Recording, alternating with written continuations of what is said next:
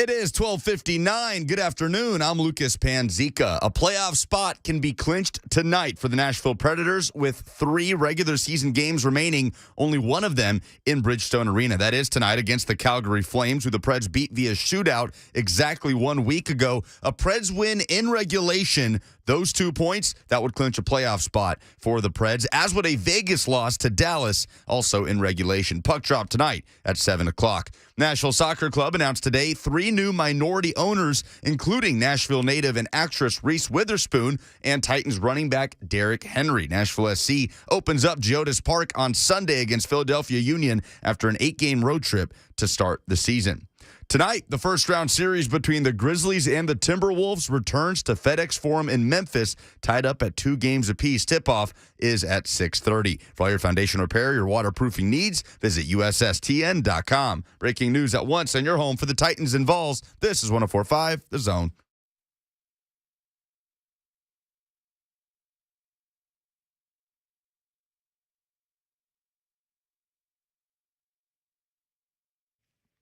Blaine and Mickey, 104.5 The Zone. It's Tuesday. The sun is shining. The band is back together. The Hitman is back. He's strapping on the headphones here. Lucas, we're in the studio together.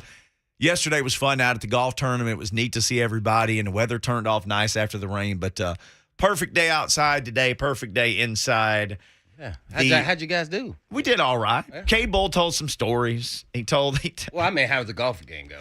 Oh, now, some people with the station golfed. I did not golf, but that course is so nice. K-Bull told the, hey, Rook, hey, you're in my seat story. He did not. He did tell Did it. he? I said, what was the Hitman like with rookies? Because he was a vet by the time you got there. He goes, oh, I'm just going to tell on myself. He said, the rookies have been there a couple of days before the vets get there. And he said, you're just trying to be maybe – seen but not heard. You keep your nose clean. Just try to do your best and stay out of the way of the veterans. He goes, that's all I was trying to do, man. He said, I just picked some seat in the in the auditorium where we sat. Yeah, because I sat up at the top. Yep. And he said, I'm just minding my own business. Like, please, nobody come and talk to me. He said, I hear this voice like, hey, man, hey, Rook, hey, you in my seat. And he was like, I looked up, it was Blaine. Yeah, I do remember that. And much respect, I said to him, but I'm kind of the guard dog up here to make sure guys aren't sleeping once they turn the lights down. So yeah, because I was not going to be doing any of that. But that shows his respect for the veterans, and he came in. He was a media contributor and great guy too. At the same time, man, really sharp. And, I always tell the story that we didn't even need a linebacker. Right. That's why I was laughing. Remember we were talking about last week that they talking about all these people up there, mocking that they're going to draft a linebacker. I said, well, we didn't even need a linebacker. We would never have Keith Bullock. I mean, he contributed. Eventually, they put a package in where we have like 4 linebackers in there. Extra backer. Yep, extra backer, and he was really playing a rover safety. It was me, him, and some other people, but he was really playing linebacker. But he could do it all because he was just that kind of dude. He's first-round talent, and he had dropped. I'm thinking that's what happened is Floyd took the best available player when he was supposed to be, I think, a top 15 player, and it was like I think they got him in the late 20s or early 30s. He was number 30. Yeah, so I was happy we got him, but I was like, uh-oh. I told one of the vets, I told Eddie Robinson, hey, man, which one of y'all getting benched? Oh, they didn't like that. Yeah, they were like, not me. It was Eddie Robinson and Greg Favors and Randall Godfrey. So we had just signed Randall the year before, so it wasn't going to be him. It wasn't going to be Eddie Robinson. I knew they would find a role for Favors because he had a ability to get after the quarterback, and he had this nastiness about him that we actually really needed from that unit. Randall was a see me play hard, follow me. Mm-hmm. Eddie Robinson was more communicator, and Favors was, that kind of talker, poop talker. That would back it up and then, and always had everybody's back. So they all kind of had a role. And then, Keith mixes in as the young rookie who's going to show that, hey, man, I'm better than all of y'all, man. Just on the plane of athleticism and my playmaking ability, it all started then. I mean, he was getting picks to the house. I mean, immediately. It was insane. Yeah. He told a story about going to Syracuse. we had a couple days with him Monday and Friday, and I know you were dealing with some family stuff. And so, I said, maybe somebody called in and asked him a question. He's like, well, I wound up at Syracuse. He was going to go. Lucas, do you remember what he said where he was going to go? And he goes, but they told me we're going to make you a linebacker. He goes, at least Syracuse had the foresight to lie to me and tell me I could play safety. Do you remember that? He was, he was more of a basketball player, right? Yes. Yeah, I remember. I can't remember what the school was. He said, and it was like, oh, really? And he goes, oh, yeah, I was going to go there. But they're like, yeah, you're going to have to play linebacker. He goes, so Syracuse at least, thought enough to lie to me. He goes, so then I go there and they're like, oh, yeah, you can play safety till I got there. And they're like, oh, no, you're a linebacker. Right. I bet that happens so much. Yeah, that happened all the time, especially during our times. I don't know if it happens as much today because they know all this portal stuff. Boy, you tell a kid something now, and he gets there, and it's like, wait a second, that's not true. Oh, did we say that? Yeah. So. Oh, okay. Well, then see you. But it was a great day. It held off on the rain after it went by. It did. By, and then it was good. Everything was good. Everybody asked about you as always. Blaine's like I don't know, everywhere we go. First time I ever traveled with you, maybe we were going to the Super Bowl in Arizona. Well, I didn't realize everybody at the airport knows Blaine. And then everywhere you go. So, like, you go to the metal detectors, everybody's like, Blaine! What's up, Blaine? Like, 6 metal detectors down. All those guys are like, Blaine, what's up, man? Well, I just always have conversation with them. Well, at the metal detectors because I have a plate of 6 screws in my arm. So I'm always getting stopped, and they like, yeah, we know. We still got to do our job. I'm like, I know. So, yeah. So I would consider myself the people's champ.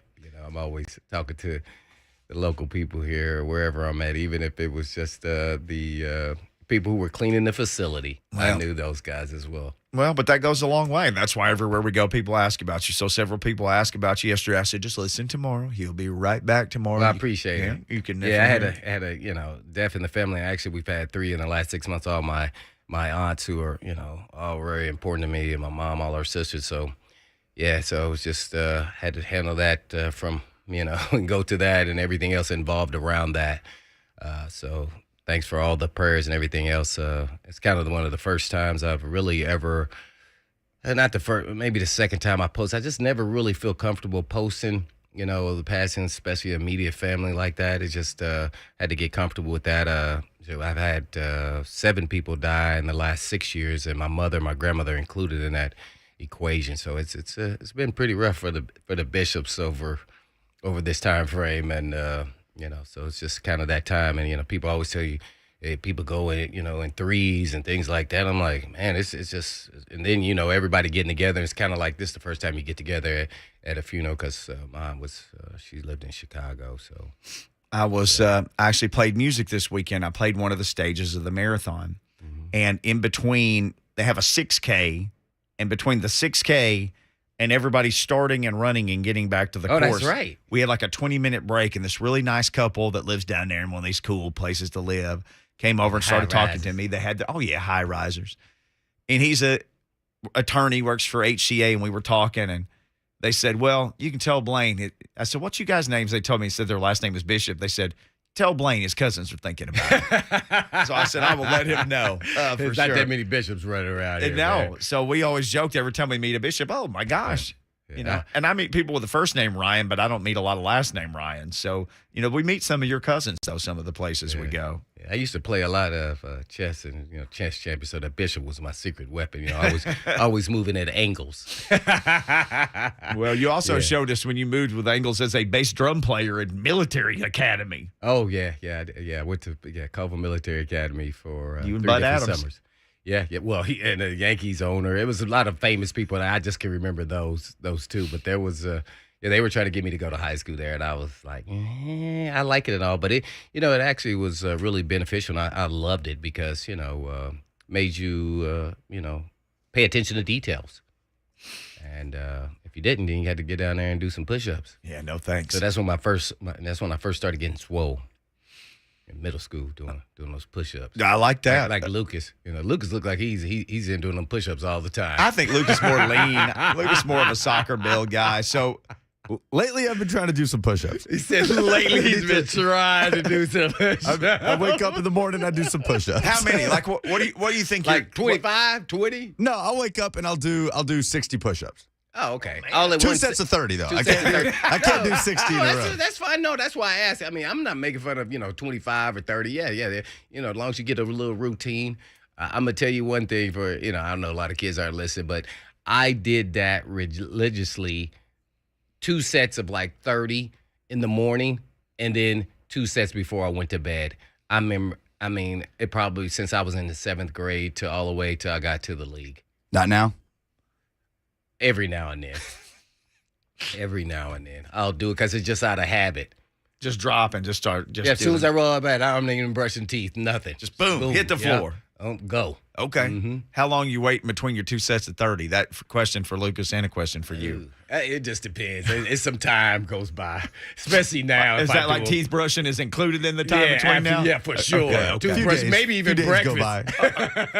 If I ate breakfast and hit the floor, my breakfast might hit the floor. I'm trying to do a little more, stretch it as I get older. Just a little stretching is a little more valuable than the guns. So you think some of these potential draftees are getting their last few push-ups in? Because the fun starts Thursday. Well, I think a lot of them will get some push-ups in because you see all of them are traveling around. Great segue, by the way, and all these different teams are visiting. So if you're doing all that, how much are you working out at this time? So it's kind of a downtime where you kind of aren't really doing anything unless you're not going on those visits, just to get some of that nervous energy out. So which is fun, too, in that you're getting a visit. But, shoot, some of these guys are going from one place to the other. Oh, yeah. So I'm interested to see, because this is not supposedly a quarterback draft, because we don't know who's going to go first and second and probably not quarterbacks. Yeah. Kind of how this draft goes and matriculates throughout the time in the first round. And then where do the quarterbacks go, if there are some that go. Because a lot of people are saying it's only like 15 guys that are first-round picks, first-round draftable, graded guys. But there's, 18 more picks or so. So somebody's going to go, and then eventually that means that the quarterbacks are going to go. So, I'm always interested in that, and then I'm always paying attention not only just to the Titans, but also the AFC teams and AFC South teams and where they go. I think we'll have Bremer on a little bit later for the Colts because you're always keeping a eye on your opponents, because it's always the goal is to win the division. I haven't necessarily thought this about the more recent Texans drafts, but it seems like every year the Jags have their draft, they always have a lot of picks. You're like, dang. And the Colts always seem to get like, dang, they got that guy and that guy and that guy. Because what? they get guys with names. Usually the Colts, every now and then they get a diamond in the rough, and a guy like the Moore kid who plays the slot corner. Yeah. Really good. He went to a small school. But, man, they usually get some name guys that we all kind of know. Sure. And that's what's always interesting, where the Titans are kind of, they dig deep down and find some guys that, maybe wasn't at a big name school, but a really productive player. So that kind of happens. But, so the expectations are higher for those guys with those names at those big schools, though. And then the Titans, nail down a Dylan Radins. And people are like, that guy played one game last year. I didn't even know where he went to school. Come to find out, North Dakota State is just producing all kind of players now. And somebody said their quarterback may get the quarterback there now. I think he's coming out, or maybe for the next year, that he is even an NFL level player. And I'm like, wow, this is kind of a program that develops players that get under recruited, to have maybe they were basketball players and decided to play football their junior, senior year and end up being football players and need to put on masks. It's just developing programs, and all of a sudden they have this great program of developing players, and then boom, next thing you know, they get 2 years of starting and they're NFL level talent. Yeah.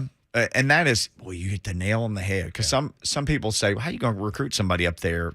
Well, okay, they find guys, like you said, slip through the cracks, coach them up in their system. Yep. They win all the time. And then the guys who have pro ability, right? They get them ready to play in the pros. Yeah. And so, because I think it started with Carson Wentz. Yep. Yeah. So, and I was like, well, dang, man, he goes from there to the NFL? Yeah. And, he was in 2 years. He was in NFL, MVP conversation. He might have won it if he hadn't gotten injured. Yep. And then Trey Lance.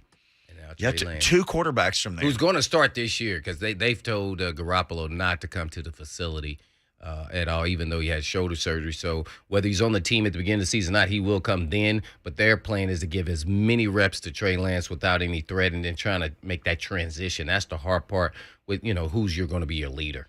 Yeah, the Baker Mayfield and the Jimmy G dominoes will still be interesting to see where both of those guys go. Let's grab one quick phone call real quick because when we come back, we'll have George Bremer who covers the Colts. But John in Clarksville, you got it right now. What's going on, John? Hey, guys, how are you? Good. Hey, what's going on? I offered a meal for you guys. We could sit down and just talk football and everything. So I hadn't heard anything from you. Oh, did we get Lucas? Did you get that information for us? I've got John's info. Yeah. Okay. We got the info. John's been kind of crazy. Hitman's been out of town. Draft season, But, hey, you know. bring your squeezes with you. We'll have a good time. Okay, we'll have to do that for sure. We'll make sure he's All right, got all your buddy. information. I appreciate you. Thank you. Thanks. We'll Thank make you, that John. happen. Bring Yeah, your we got to check. squeezes. You know, Mickey's got a busy schedule with the little one and a big one. Yes. So to schedule to daughter entertainment and then to your son's activities in sports, it's kind of running around with your head cut off there. We are in that stage of life now. Just I'm what an you empty nester. just what you thought at my age. Yeah, and you're younger than me, and your Hey nest man, is it's gonna empty. keep you young, Mickey. Man, It's you look going to like kill me. Look like you know hamstrings looking like they building up, man. Like you gonna take Brett Kern's spot, man. My hamstring hurts so bad right now. You have no idea Really? what kind of pain I'm. Yes. Oh wow. In the last soccer game I played with my son. All right, let's kick this segment on down the line. George Bremer next. What's going on in Indy? What are they thinking draft-wise? What are the big stories there? We'll hit all that next with their beat writer, George Bremer.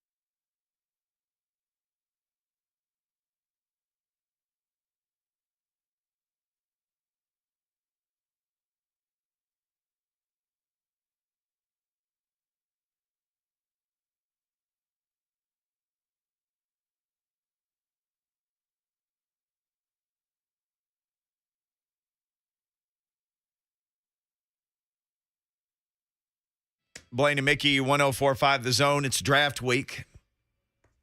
Blaine was just up in Indy doing some family stuff. We got George Bremer, who joins us now from the Herald Bulletin newspaper. I think he was up there collecting some intel, George. Did you see him around the Colts headquarters anywhere with a tape recorder or anything?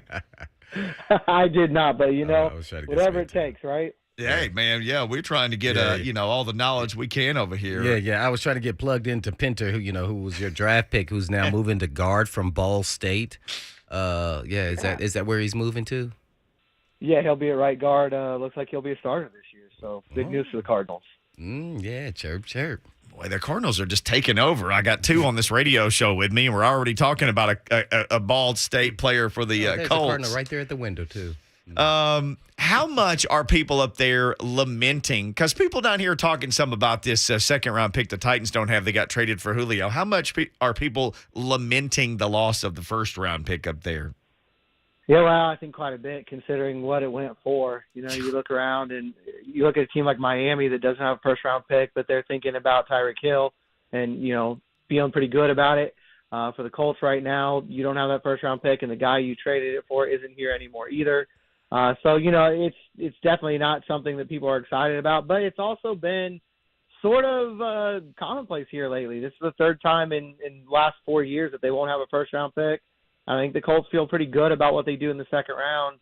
Guys like Darius Leonard, Michael Pittman, Jonathan Taylor have been second-round picks. Even Rock Ya-Sin, who they flipped this year for Yannick Ngakoue. So I think there's excitement within the building that they can still make something happen. Fan base, though, I'm sure it's going to be a long night Thursday night. Is there a current favorite Colts draft rumor that you have right now? Something you're like, oh, my gosh, this is amazing. I love the fact that they looked at so many quarterbacks. The weirdest one was the Malik Willis situation because everybody knows he's going to go well before that 42nd pick. But to have him come in on a top 30 visit was kind of, I don't know if it was a smoke screen, if it was just extreme due diligence. It's not a rumor because he was there, but that was, I think, maybe the most interesting thing that happened during this draft season for Indianapolis. Well, our colleagues on our morning show call it the season of lies, and it is very much that. George Bremer, our guest at GM Bremer, Herald Bulletin newspaper covering the Colts in Indy. Well, let's speak of season of lies or rumors, if we want to call it that, and that is, are the Colts in the Deebo Samuel hunt? What do you think? Ruh-roh.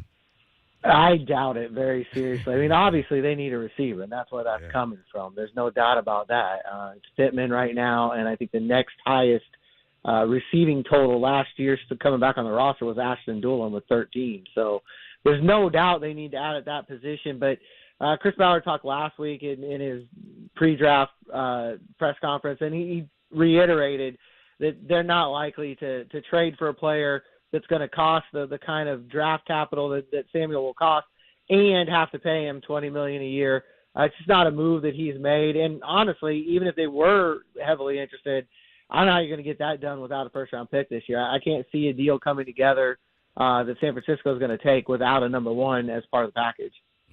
Well, talk a little bit about, with George Bremer, Coach beat writer, and that is about the Stephon Gilmore signing, let alone any of the signings this offseason, because I feel like, I don't know why, maybe because I know their names and what they can bring, and if they got enough left in the tank, most of them do. Even Gilmore, I would assume, at least got 1 year of good elite-level play. Do you feel like, or do the fan base, feel like that put them over the top in the AFC South as the favorite? Yeah, I don't think you can say that because Tennessee's won it, back-to-back years. And I think right now the Titans, until the Colts beat the Titans on the field, which hasn't happened very often at all lately, I don't think they can be the favorite going in. But I do think it solidified them as a playoff contender. And I think it was, we talked earlier this offseason, it was a really slow spring for this team. There were a lot of questions. There were some times it looked like things might not go very well at all for this franchise. And they were able to find some solutions that I think were a little bit surprising. The trade for Ngakoue was really big. I think that's one that's kind of underrated. That pass rush last year just was pretty much non-existent. You bring in a guy now who not only is productive on the field, who has a history of being productive with this defense coordinator, Gus Bradley, but also is going to be a mentor for Kwity Paye, which I think they have really high hopes for him this year. So that combo should be much better than what they had a year ago. Then you bring in Matt Ryan, obviously, a leader for that offense. He's obviously not a long-term solution, but he's a big step up from where they were, and especially where they were after they let go of Carson Wentz, and you had no idea how they were going to solve that problem. And I think Gilmore was kind of the finishing touch to all of that. There's another position which is really young on the roster. I think Kenny Moore is the next oldest guy in that group. But you're now going to be able to have Gilmore, not only whatever he can bring on the field, but that leader that kind of Xavier Rhodes was for them in the secondary off the field as well. Well, I think you guys started off-season workout. If you haven't, let me know. But who's been there and not been there? That's kind of been a big topic here because Ryan Tannehill is not here. Naturally, it's voluntary. But I'm assuming your quarterback, if you guys have off-season workouts, that he's there just because he's a new player. I don't know. Has that been a big deal or has it not? Yeah, it hasn't really been a big deal. They did start last week. Matt Ryan is in the building, of course, trying to learn his new teammates. Said he feels like a rookie again, which I'm sure he does. So much new for him, new facility, new coaching staff, new offense, everything is brand new. And after 14 years in Atlanta, I'm sure that's quite an experience for him. He wasn't here this weekend because he went back down to Atlanta to do a charity event that was already scheduled. But otherwise, he's been in Indy full time trying to get going. They didn't have full participation last week, but they were close to it, and they feel like by the end of this week that will happen. Right now it's still just that classroom work and strength and conditioning. So I don't think there's a real rush right now to get guys in the building, but most of them are there. Oh, well, he's got, let's say, at least 80% attendance rate. And I'm saying that is because sometimes as athletes, you're scarred by your last game, and the last game was versus the Jaguars, which then kept them from going to the playoffs. Did they have any conversations about that, and what were they if they did? Yeah, that was pretty much the entire topic last week in the first availability, and I think it's going to be throughout most of the summer and spring here because you talk about a scarring loss. To lose the way they did down there in Jacksonville and cost themselves a playoff spot, it's something that's going to hang with this team, and there's a lot of talk about trying to use that as fuel, but at the same time move forward because you obviously can't linger too much on it. I think it's going to be something that I don't know how it doesn't haunt this franchise until they break that losing streak in Jacksonville. You want to talk about one of the oddest stats, in the NFL right now. They haven't won a road game against the Jaguars since 2014. That's one of the more amazing numbers out there. And I think, last year's loss, obviously at the top of that list. The year before that, they lost in week 1. It was the only win Jacksonville got all year. So, there's a serious issue there.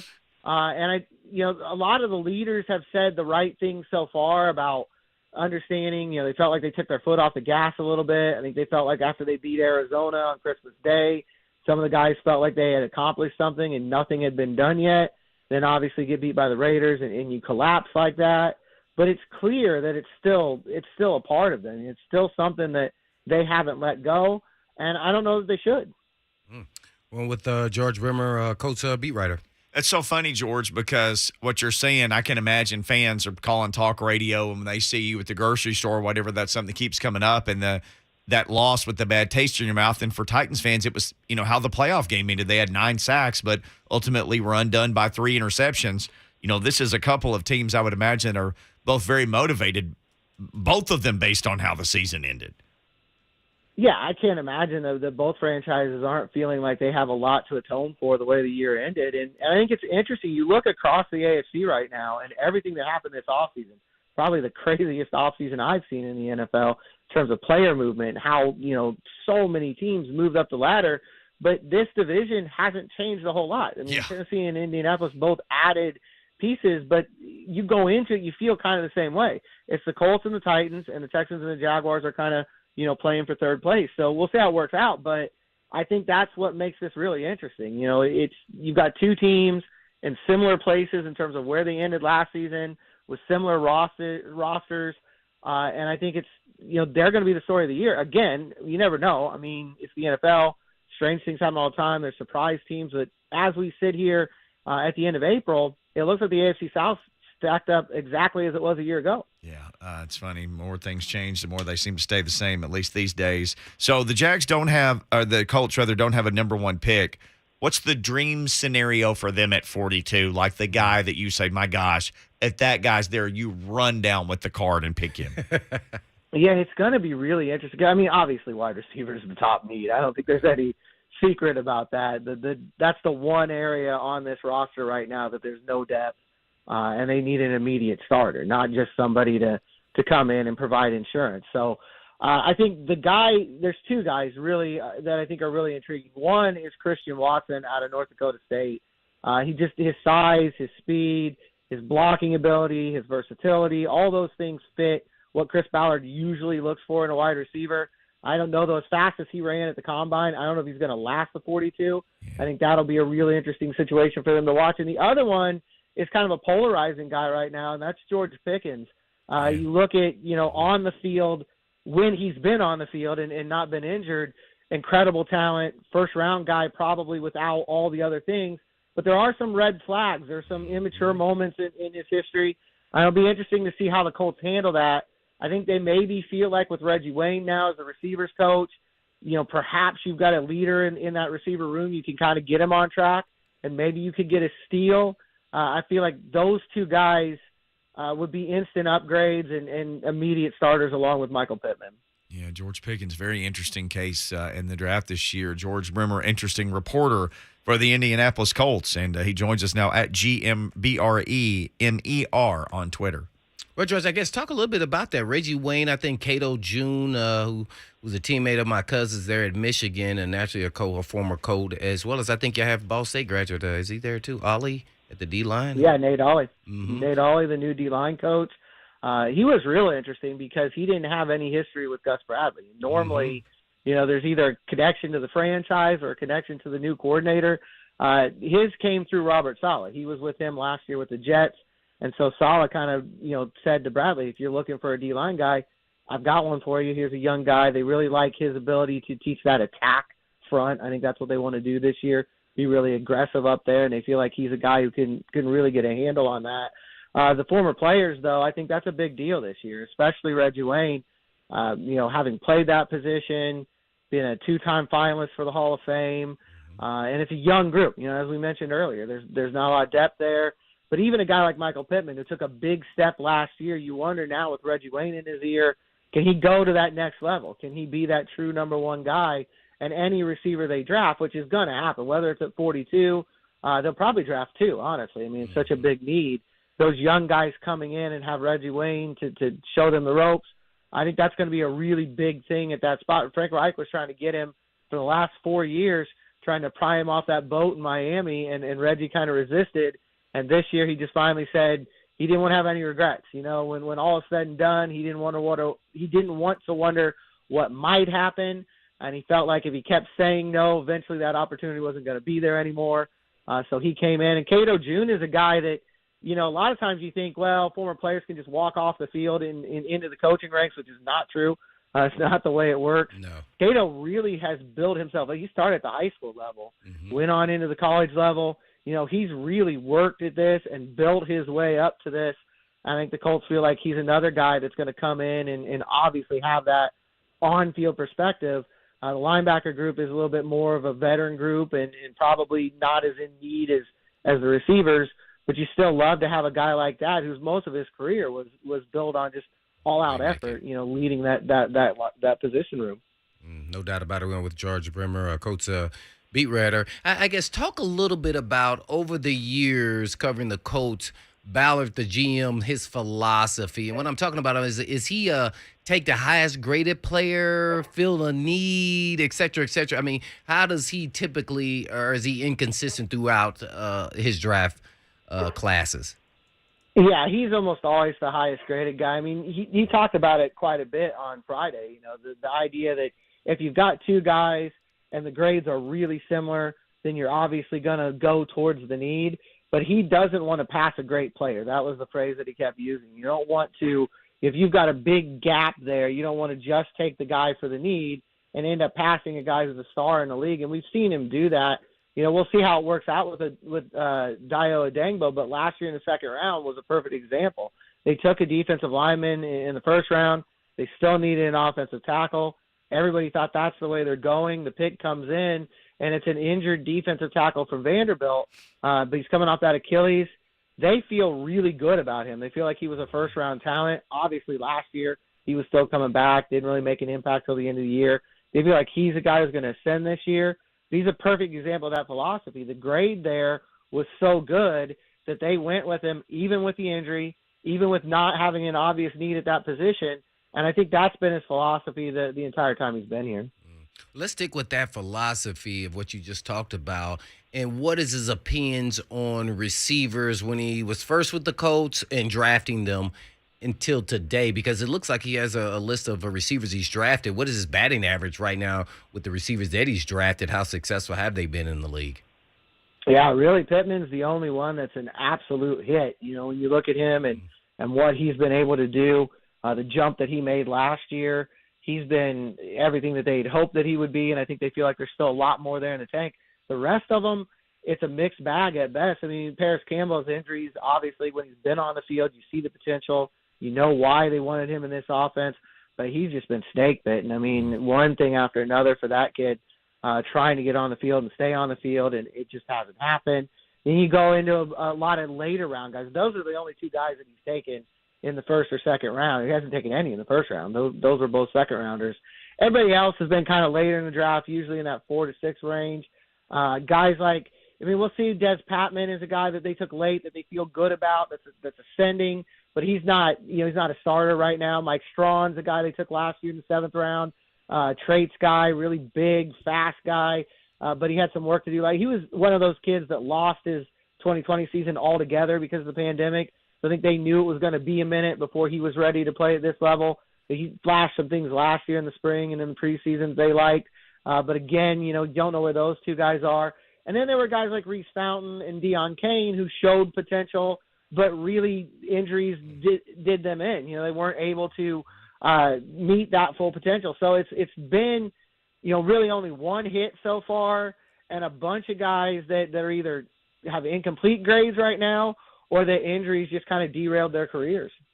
Well, lastly for me, and that is, besides receivers, what would you say are the other needs for the Indianapolis Colts?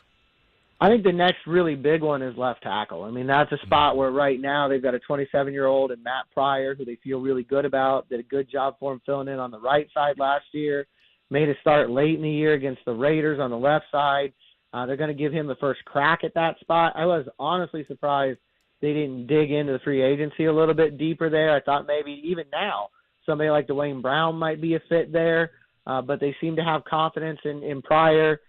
Even with that, though, I think you can't rule out the likelihood of them taking a tackle, whether it's later in a developmental guy or whether that's another one I think is in play at 42. If somebody falls unexpectedly out of the bottom of that first round, or there's just somebody there that they absolutely love, that's another position where you could be drafting a starter.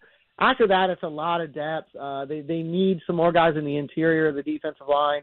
I think they're going to be looking at that. They lost some of those guys in free agency. You can never have too many corners. I think they're going to continue to look for that, add to that number 3 spot especially. And then I think linebacker, it's not an immediate need on the starting level right now, but that's another spot that kind of got picked out a little bit, the depth from free agency. So I think linebacker could be in play as well.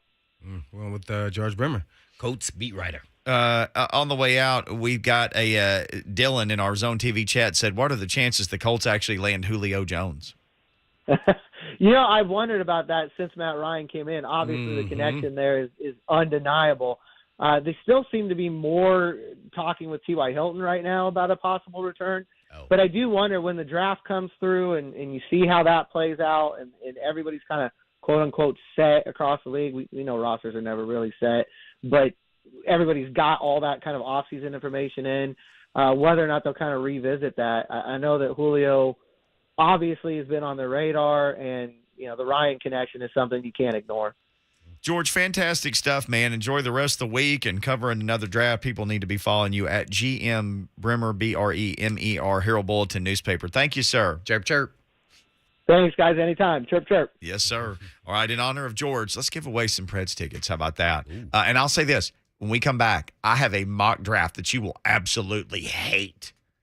You'll be angry. With Tannehill? No, doesn't. It doesn't involve Tannehill, but you are going to hate this. So stick around. I'll tell you what it is. Of all of them, you might hate this one the worst, but you'll love this. Preds tickets, Smashville. It's ticket Tuesday. And 104.5 The Zone is your chance to win tickets to tonight's home regular season finale as your Preds host the Calgary Flames, thanks to Window Nation. Be caller 5 now for your chance to win. 615-737-1045. Caller 5.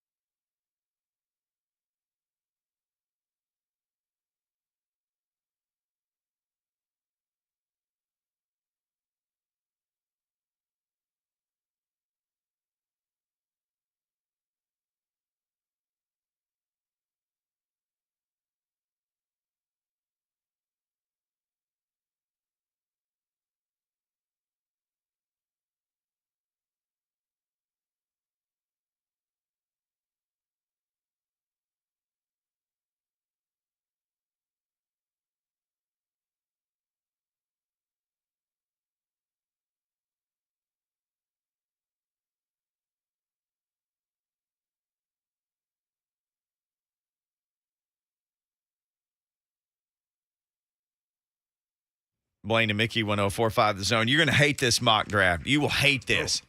Hate it. I love mock draft, just like you do, Mickey. I love them. I was hoping you would play like more hate-based music because I really like this song, and it's just an upbeat Queen song. Well, you know? you can name the year on this one, I'm sure. That's where Another that's one. where we going. This is probably like 1980.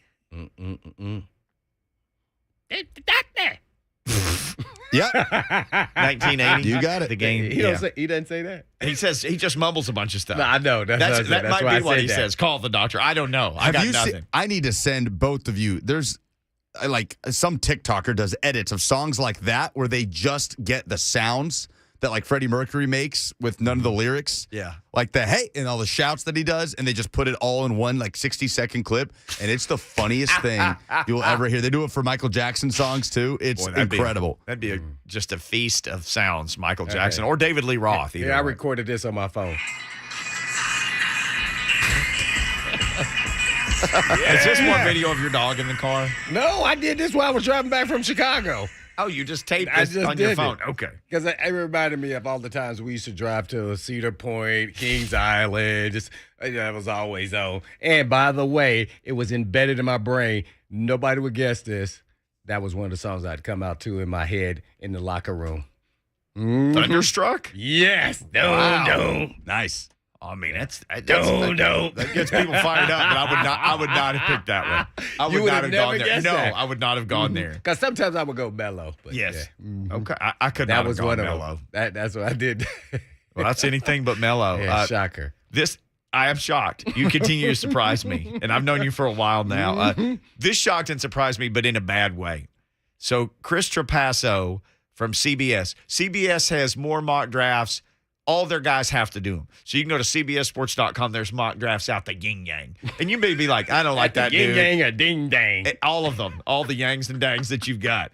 And you're like, oh, I don't, not that guy. Or I don't really agree with that. Or I don't think that guy's going to be there. Sometimes they just do it so, like, you'll talk about it. They have Malik Willis going number 27 just so you'll talk about it because everybody is not going to go at 27. It doesn't seem like. But it's like, I'll throw this crazy thing out there and people will retweet my mock draft. Chris Trapasso, CBS mock. Lucas, are you sitting down? You're eating. Sit down while he's you back eat. there. I wish I had him on video. He was, I don't know what you was out and down. It felt like it was a burger, but I'm sure it was. It's not a sack of kale chips, which is what Blaine is eating. Oh, Sounds man. good. How Yeah. dare you bring that in here? Man, it tastes absolutely exactly what it looks like. Horrible. But I'm eating it, though. Okay, this eats it. Chris Trapasso has the Titans, trading up to 23. Trading up to 23. I'm so From PO'd. 26. From 26 to 23. Uh-huh. Who would you trade up to 23 for? Like you're thinking, oh my gosh, this means you get to like 21, 22. John Robinson gets somebody on the phone like, hey man, let's trade up. Well, can we just guess position? More or less You- than name? You can guess position. Because I would go quarterback just to guess. Okay, wrong. Okay, no. I would say quarterback, but is it a wide receiver? No. Offensive lineman? No. Trading up for a running back. No. Inside linebacker. it can't be one. Yes. There it is. I knew this because you can see my face getting red. I know. I saw you get I read it and I just got mad. Like, why would you even say this? Is it Devin Lloyd? Yes. Yes, Utah. And he is a good player. Who was that they played in the bowl game? Ohio State? Oh no, he's a really good player. I forgot who they played, but he showed out. They waxed Oregon in the Pac-12 title game. And then they Yeah. They beat him twice. they beat him like to end the regular season, Yep. and it's like, well, Dice, can your guys do it again? Yeah, they hammered He him said because again. of the physicality. Utah Just beat him. He has them trading up to 20 to 23, trading with Washington to take Devin Lloyd. So then the Commanders would get the Titans pick 26, and the Titans pick 90, and their 5th round pick. No, they're definitely not doing that. I would go out on a limb on that. So they would not pick from 23 until 131. They would go 100. What's that? 108 picks. When I saw that, my blood ran cold. nah. How could you even put that then they down? only have like 3 picks. Well, they have like 2 2/3 and 2/4 and 2/6, or a third 2/4, a third 2/4 and a But they gave up all their Third- high picks. a third 2/4 and 2/6. You think They'd they have would do that, Lucas? 5 picks. I don't know. For Lloyd, If when you they can at do least that- go another year with Long and Cunningham, come on. And David Long, this is his. I almost said he's a senior. This is his 4th year. This is the end of his contract this year. He's gonna ball out. So if people would flip cars over and burn stuff if they did that. If you traded up to 23, because Devin Lloyd's a fantastic player, but then you didn't pick again until 131, and you took an inside linebacker where you have two guys really. I mean, David Long's a starter, and dang, Zach Cunningham is really not going anywhere. Watch this. If that happens, I'm gonna take my shoe off right here, and I'm my Air Jordan, and I'm gonna throw it at this plexiglass right here. I thought you were going to throw it at bobblehead Coach Mack. Right. And I'm gonna see, and I'm gonna throw it at Coach Mack too. He might be in the way. Okay, that is because we got 2 of them in here, man. Coach Mack is probably doing the same thing. if they did that. He'll never tell us though. I mean, if they did that and took maybe Malik Willis is there, you'd be like, okay. All right. If they did that for a receiver and they thought we can't wait, Traylon Burks or Chris Olave, you got to go get him. I think people would be like, okay, but to do that at a position that's not an immediate position of need, when you know that window is starting to fall down, and you're like, nah, we're gonna go ahead and take this guy. We'll figure out a role for extra backer. But we liked him. No. Oh, he will start, and Long will not start. Oh, that's 100% true. Oh, Long would be the extra backer. Yeah. You talk about a guy who'd be like, wait a second. You do that, he better start. Oh, David Long would hit everything that moved all year. Ooh, Oh, wait a second. like I'm getting his 12 set. plays this year, a game. Okay, I'm gonna hit everything on the field for 12 plays a game. Dang. Yeah, Chris Trapasso. That would hurt. Feel free to tweet him and tell him what you think about that. That is absolute banana land. All right, when we come back, Banana land. there is something out from Todd McShay that is real interesting about the Titans. It is, and it isn't, and I'll explain next. It is. I'm curious. You won't be surprised, but then you'll be surprised at how much you're surprised by something that maybe shouldn't surprise you. That's next. I'm I'll easily be confused. surprised.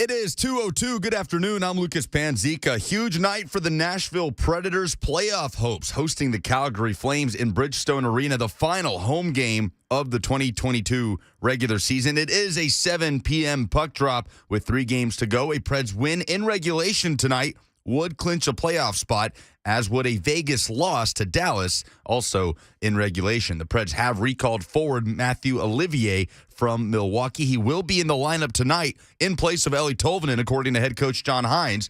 UC Saros getting the start between the pipes. Nashville Soccer Club announced today 3 new minority owners. Media investor Jim Toth, actress and Nashville native Reese Witherspoon, and Titans running back Derrick Henry. Nashville SC opens up brand new Geodis Park on Sunday against Philadelphia Union after an 8-game road trip to start the season. Tonight, the first-round series between Grizzlies and Timberwolves returns to FedEx Forum in Memphis, tied up at 2 games apiece. Tip-off at 6:30. For all your foundation repair and waterproofing needs, visit USSTN.com. Breaking news at once in your home for the Titans and Vols. This is 104.5 The Zone.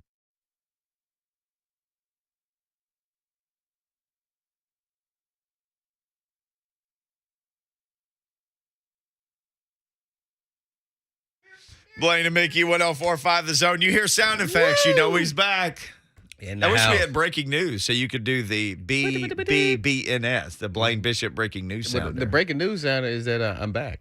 Okay, well, there you go. We'll break Lucas some news. slid the chair over so I could see him. Like, yeah, okay. Blaine is back. Lucas is here. Good to have you with us on this beautiful Tuesday. It's draft week. So here's the thing. Draft starts Thursday. Adam Schefter reported the interest for teams is only in moving back. Like, nobody wants to go up. Everybody wants to go back. He said teams interested in moving back in this draft has greatly exceeded the interest in anybody wanting to move up. What about those teams that I'm trying to think who they are. Maybe Detroit has 2 picks high. Oh, there's the Jets have 2 and the Giants have 2. Oh, the Jets and Giants both do, yeah. Yeah, there's nobody want to move back. They're like, we don't want to move up there. Ain't nobody to go get. That's what I'm saying. There's no high-flying quarterbacks up there that you want to take in the top 5. It's funny that you say quarterbacks. This is so funny. This is funny. Todd McShay. A lot of this stuff is like McShay and Mel Kiper. I take it for entertainment. It's just, but as they go on, though, they try to get it right, though. As they get closer to the draft, they try to get it right. Especially McShay. No, 100% you're right. It's less about entertainment. Right? Because it's entertainment. It's 3 months out, 2 months out. They're just throwing stuff against the wall. See what sticks. Todd McShay column from yesterday, and I bookmarked it. I thought, I'm going to read this sucker this morning. So I got up, and I get my man rabbled like ready to roll to school. You know, he didn't even argue about wearing a sweatshirt this morning when it was in the 40s. So I'm thinking, well, what a start to the day. Got a sweatshirt on my 7-year-old. I mean, we're rolling. So then I sit down and I see this Todd McShay column. And now it's just less of like McShay looking and thinking, well, this team doesn't have any linebackers, so I'm going to say they're taking a linebacker. Now it's getting into like he's called a bunch of people, and this is what people are telling him. About the Titans? Well, that's where it goes to. Okay. McShay in this column says, this was yesterday's column, came out late yesterday. He doesn't think a quarterback gets taken until pick 20. 20? Yes, that's the Steelers, right? Lucas, you can double check my math who on that. Take Malik Willis with your quick fingers, but or Pickett, or maybe Wilson Pickett in the midnight hour. Yeah, pick 20 is the Pittsburgh Steelers, and the narrative is that they love Malik Willis. I know that's what they keep saying. But then Pickett is kind of like a hometown guy. I mean, as far as school guy. And he's ready to play right now, but he may not have a lot of upside. Because why? His hands are too small. No, just kidding. They got a guy that can play right now, though. Right. Trubisky, right? Mm-hmm. Yeah. 99 problems, and a Mitch ain't one. Ooh. Yeah. Nice. Thank you. I've been waiting to uncork that one for this particular. Cork? You'll have plenty of opportunities this season. You have now have you get. Oh, Blaine is gone. He's just leaving. Oh, he's getting. All right. The crown for a segment. All right. There you go. The 99 Problems Mitch reference. So this is from Todd McShay. So he doesn't. And here's the thing with quarterbacks. Once they start to go, usually people just panic like crazy. So then everybody starts trying to pile in behind them, like they're trying to get out of a parking lot or something at the end of a concert. Everybody's just piling up trying to get the next quarterback. He said he doesn't think a quarterback gets taken until pick 20. Then he said this, just blanket statement. He said the Titans continue to pop up in the quarterback conversation at pick 26.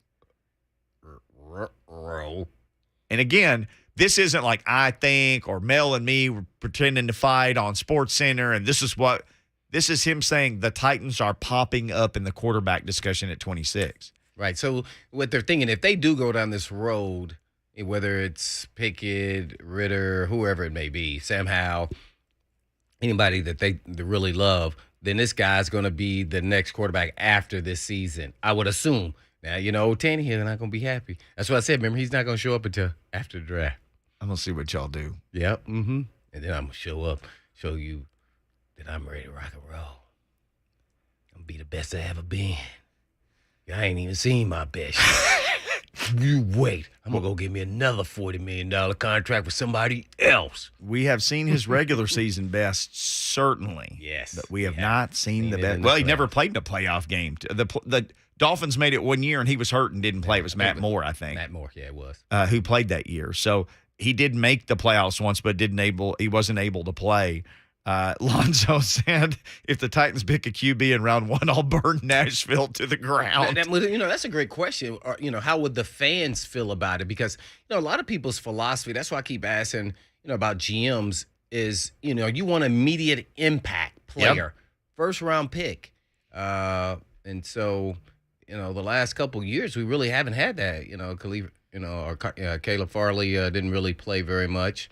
And then Panda, Simmons naturally played a lot through JR's time as the GM. And I agree with that philosophy because that's why they go in the first round. They're supposed to have somewhat of an impact immediately, whether you ease them into the lineup or you start them initially or you wait to halfway through.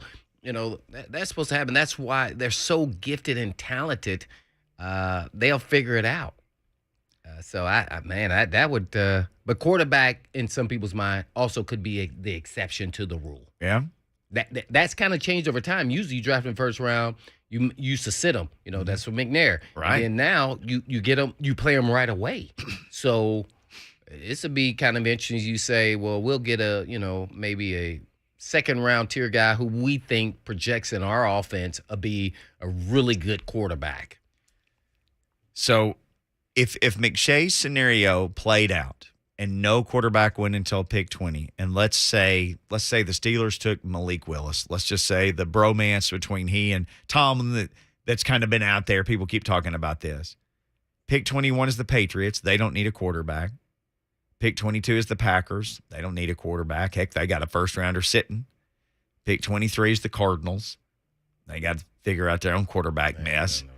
Pick 24 is the Cowboys. They don't need a quarterback. And pick 25 is the Bills, and they don't need a quarterback. If the Steelers are the first people to take a quarterback, whomever they take, the Titans would stand a great chance to get any of the other guys. I'm going to put this out here in the universe here in Nashville.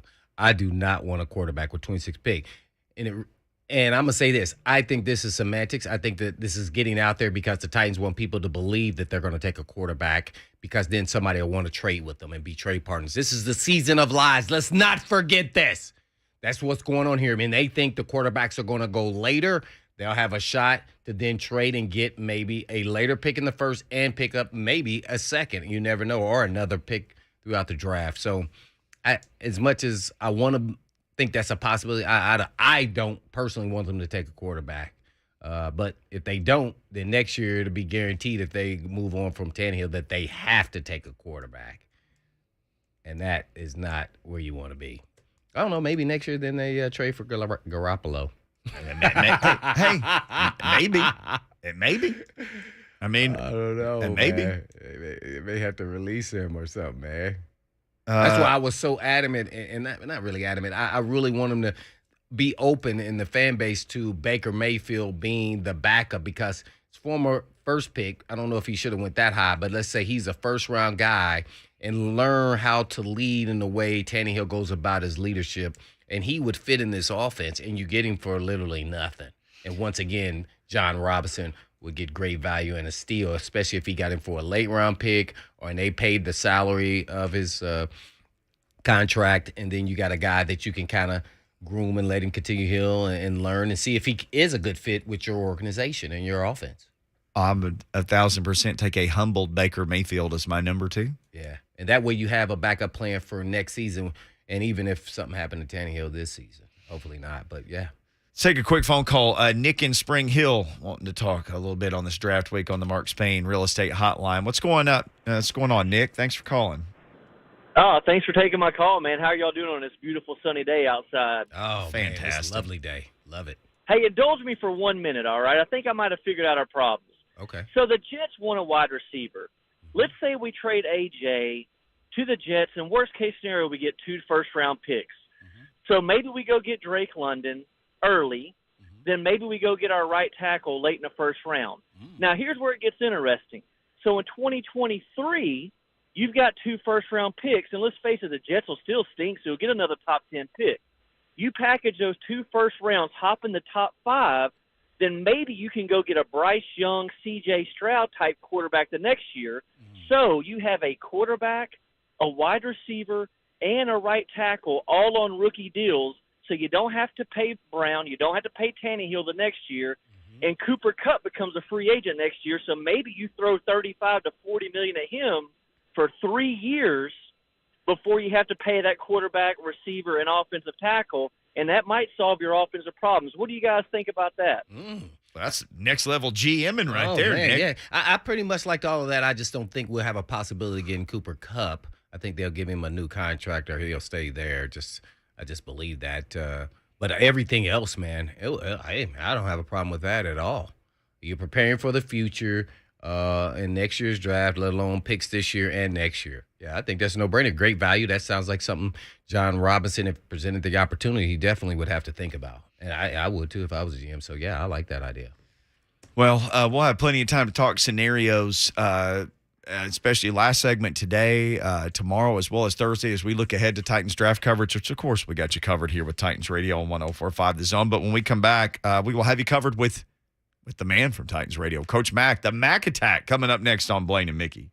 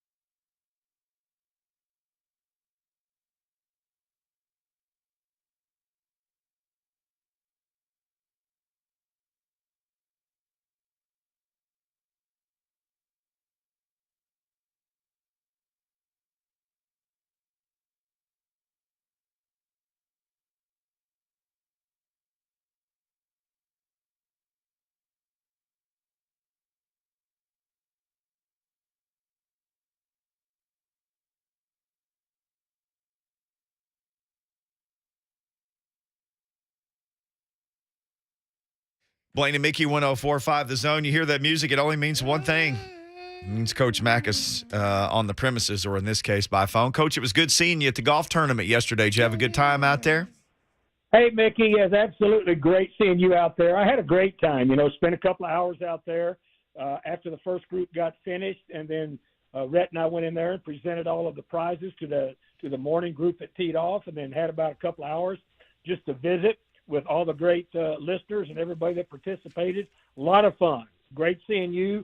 Miss you, Blaine, but I know that you had a family situation. God bless you, brother. But Thank you. A lot of people ask about you. I really enjoyed it. Old Natchez is a great, great country club.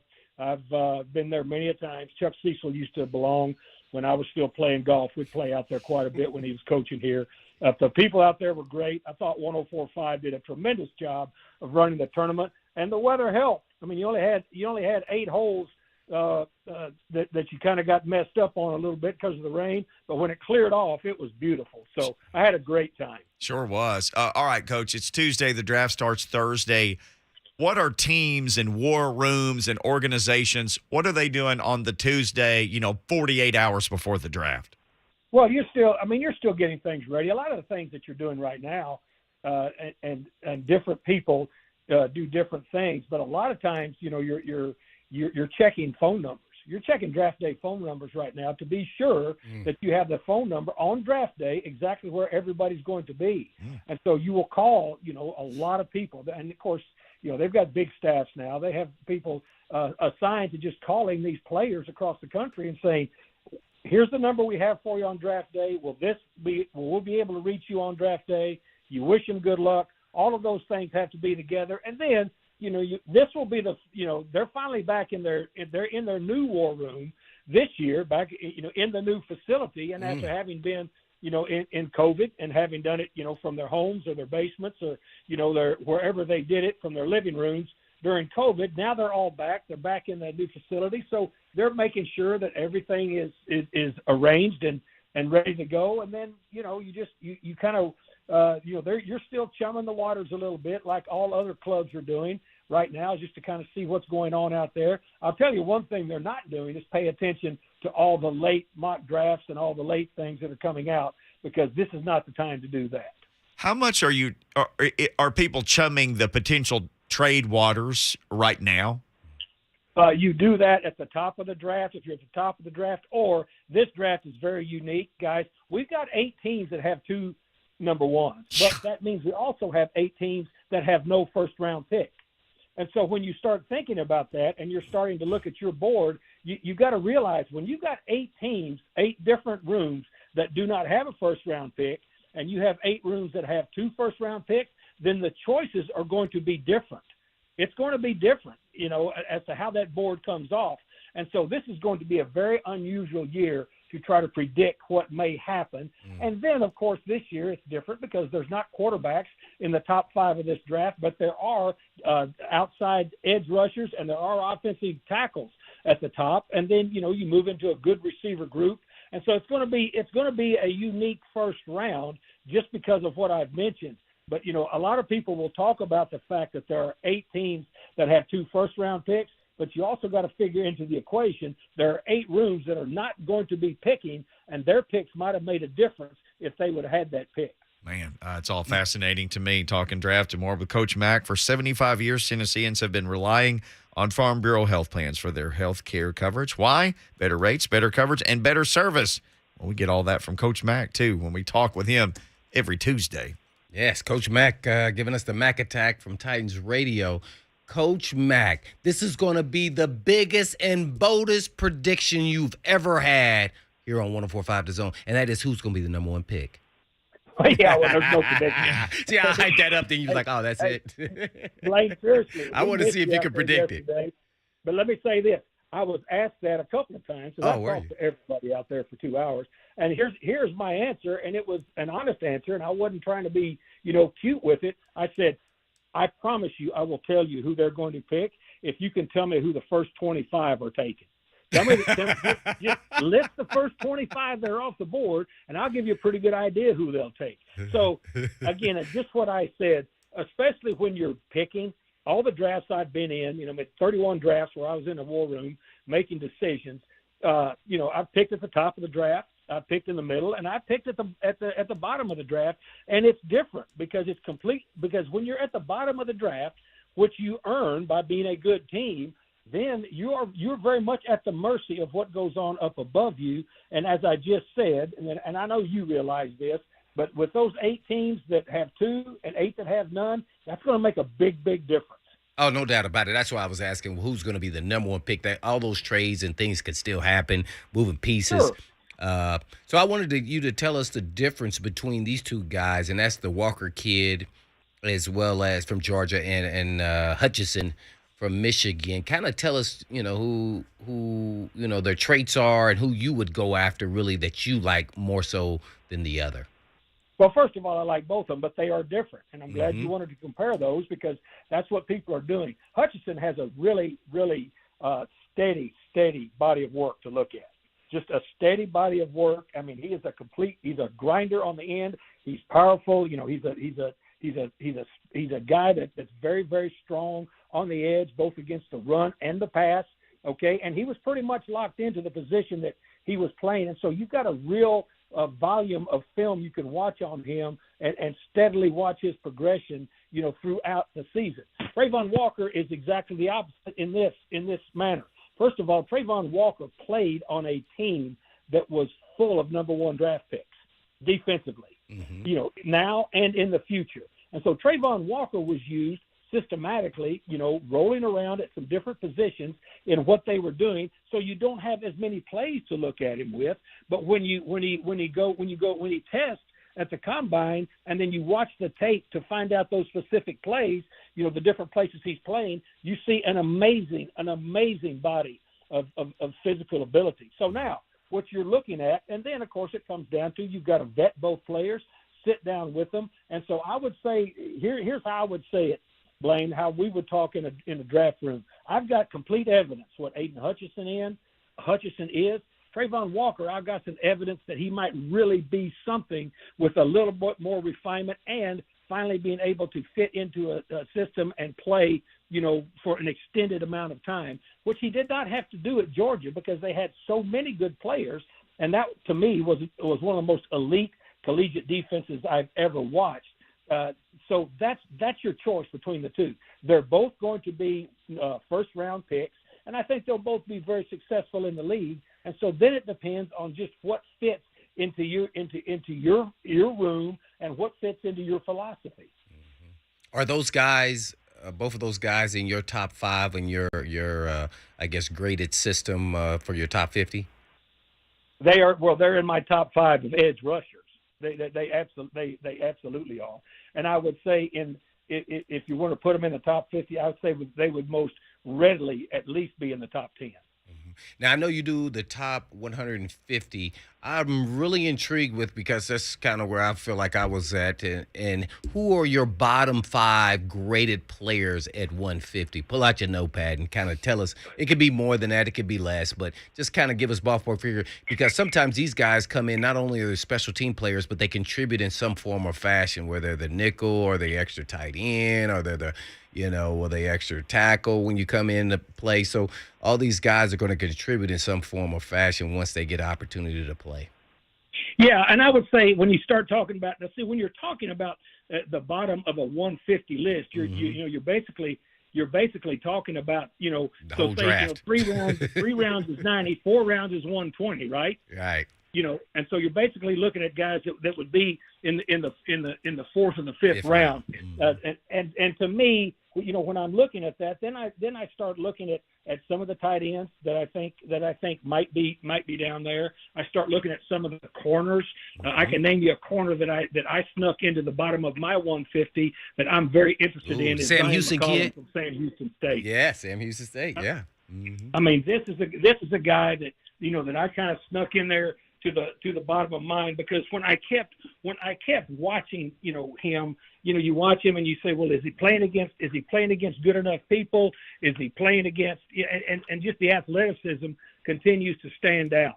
The tight end, you know, that I'm looking at down there in the 5th round, You start looking at a guy like Jake Ferguson from Wisconsin, 6'0", 4'7", 250. You kind of look at him and say, you know what, I might be able to find a place for him. For my wide receivers, let me go to my wide receiver book for you real quick, and I'll tell you, for when I start looking at a fourth or a fifth round guy, I'm looking down there around the fifth round, and there's a speed guy, complete speed guy from Baylor, Tyquan Thornton, around in the fifth round. He's 6'0", 2'3", 181, but he ran 4.28. That's fairly fast. You might find something to do with him, maybe. Bo Melton from Rutgers. I think you asked me about him earlier. Yes, I did. He's 5'11", 189, 4.34. All right, those guys from my wide receivers. I kind of snuck in there at the bottom of that 150 list. The offensive tackles. I'm looking through them right here. Yeah, I'm looking at a guy. To me, there's a guy at Kentucky, Dare Rosenthal, from Kentucky. 6'0", 6'6", 290. Needs a little bit more weight at him, but he's a pretty good looking player. And he's played in the Southeastern Conference, has played against some good people. There's a kid at University of Texas San Antonio. A guy named Spencer Burford, 6'0", 4'1", 304, ran a 5'19". Again, you're looking at the people that he played against. He's pretty good against them. Would he be good against better people? Again, as I said, we're talking about fifth round players now. Let's go to the interior of the offensive line. When you start looking at fourth or fifth round, Thayer Munford from Ohio State as a guard, 6'0", 5'6", 328. Andrew Stuber from Michigan. 6'0", 6'5", 325. Let's look at the edge. Let's look at the edge here. Some guys I've got towards the bottom, and I'm glad you asked about this because it's good. D'Angelo Malone from Western Kentucky. Yeah. Now he's not quite. He wasn't at the bottom, but this guy is interesting to me. D'Angelo Malone is the guy that I'm looking at. There's a guy from Ole Miss, Sam Williams, 6'0", 3'5", 263. Here's another guy that you really have to take a look at. I think when you get down around that fourth or fifth round is Jesse Lukita from Penn State, 6'0", 2'7", 253. He played a walk away on the edge out there. Could you put him out there on the edge and play him? Even more so with his hand in the dirt. That would be interesting to me. Those are some of the guys down there. That was great, Coach Mack. We're on with Coach Mack from Titans Radio, giving us the Mack Attack. Coach, I'm always intrigued by the little guys in the draft, especially the little fast guys like Calvin Austin from Memphis. I know we may have brought him up a little bit with you in the past. Yeah, you have. But just there's two receivers I wanted to ask you about today. I wanted to bring him up again because let's say the Titans go O-line in the first round. They don't pick again until 90. I'm thinking of guys who might be available. I'm super curious about Calvin Austin, and I've had several people ask me about him. Yeah, I'm thinking, how does he fit in this offense too? By the way, that's it. Well, he'd be a slot. He's a slot player. Calvin. Let me see what I've written up here on Calvin Austin. Okay, here we go. Calvin Austin III. There are 2 thirds in this draft. There's John Mechie III from Alabama, and then there's Calvin Austin III from Memphis. Okay, that's just a little tidbit for everybody. 5'0", 6'6", 170. So when you say little dude, that's on the little side. All right, but when you start looking at what he does, 4.32, and that's going to be his calling card, correct? You look at a 4.32. Since you asked me about him specifically, let me get to my write-up on him so I can tell you exactly what I wrote when I finally made the final call on him. Here is what I say. His size always going to be an issue, but he's got ball skills. He's an athlete. And here's the other thing. Give him a chance, all right? Give him a chance as a wide receiver 3 or 4. He's got punt return skills that are going to help him be with the team. That's what he is. All right, the other guy, and there seems to be all these, and I don't think maybe you take this guy at 26. Maybe if the Titans traded back, he'd be an early second-round guy. George Pickens seems to be a really intriguing choice, and there seems to be like a very big window of thoughts on him. Yeah, George Pickens, the kid from Georgia, correct? Yes, sir. That's what you want? Yes, sir. Let me look at. I'll read you exactly This is the good part about being on the radio with you guys. I can read you exactly what I wrote here. Okay, here's what I've got. George Pickens. He's got an injury now, right? So you're going to have to understand that to begin with. So I think, to me, he's going to drop because he missed most of this 2021 season because of the injury. But his athletic ability, when you look at it, he's a smooth athlete. I tell you what you really see on tape when you watch him play, he can track the ball in the air, which people may say, well, Coach Mack, that's a receiver. Well, not all of them can do that, especially the deep ones. All right. Mm-hmm. And plus he's a great combat catching guy. Okay. I think he's got number one wide receiver traits, but that P word for potential, but his pre-injury form, that's what you're going to want him to return to. Coach Mack giving us the Mack attack here on Blaine Mickey ahead of the draft, 2 days ahead of the draft. Well, naturally, every year now with all the passing that goes on, Coach Mack, you got to draft a defensive back. But going into the draft, would you be thinking that Caleb Farley is going to be your starter when the season starts? I absolutely would. I absolutely would, because he's had, and again, I have not seen him this offseason. Right. But I've got to believe what the head coach and the general manager say, that he looks really good in what he's done. And I know when he did finally get out there on the field and you watch him in practice, he's got some innate skills, and he's a different looking corner. You talk about the corners that will be going at the top of this round. Sauce Gardner, same thing, long, got reach, has hips. Has in-phase ability. So would I think he would be a starter? Would I want him to be a starter? Would I be counting on him to be a starter? Absolutely. If he continues on this path, I think that that I have to believe that it's going to be, because I liked what I saw with him when he got in there, and he played his first time he was in there. He was a little hesitant. He got less hesitant the next time he got in there. Then the next game he's able to get in there. Then he gets hurt. All right. But I know what I saw on tape when I vetted this guy coming out of Virginia Tech, and I would count on him, yes. Now, you have, I think, 10 starters back on defense. I think somewhere around there. How would that affect your approach as a coach and a GM going into the draft, or does it impact it at all? It does, Blaine, and that's a very, very solid question, because you've got to look. You're always looking at your board consistently, and let me just say, you look at your board present, and you look at your board future, and then you look at your board what if. Okay, there's always three ways you look at all those boards that are around your room. And I always had my what if board, because you always have to plan now. They had to have a massive what-if board last year with 91 different players, right? Mm-hmm. So you've got to be able to plan around all of those circumstances that may come up. But right now, going into it, you would look at it and say, we probably need to get, some help at the offensive line, at the receiver. You can never have, to your question, Blaine, you can never have too many corners. Yep. You cannot have too many corners. So you always got to have an eye out for those.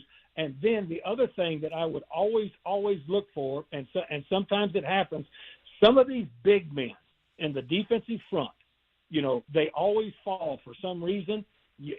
It's like Joe Green used to tell me when he and I would go all across the country looking for defensive linemen. You find one of these big bears walking on two legs, you may need to get him, because there's not many of them out there. No doubt. All right, lastly, before you go, this is putting the backs against the wall there, Coach Mack. You gotta tell me an answer.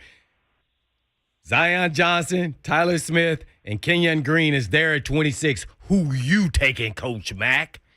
All three of them. Oh, man. Coach, come on. Hey, I'm going to do ABC. Listen to this. I'm going to do like we seriously did one year when I was with the Bears. We had the 6th pick in the draft, okay? Mm-hmm. And we had Mark Carrier, James Francis from Baylor, you remember him, Mark Carey from USC, and then we had a 3 technique from North Carolina State, and we said on draft day, what we're going to do is send people out with the same contract to wherever they are, and the first one that accepted that contract is going to be the 6th pick of the Chicago Bears. Mark Carrier took it. So I'm going to do the same thing this year. The only thing is, when we did that 1 year at the Bears, then the league outlawed that practice. Oh, my.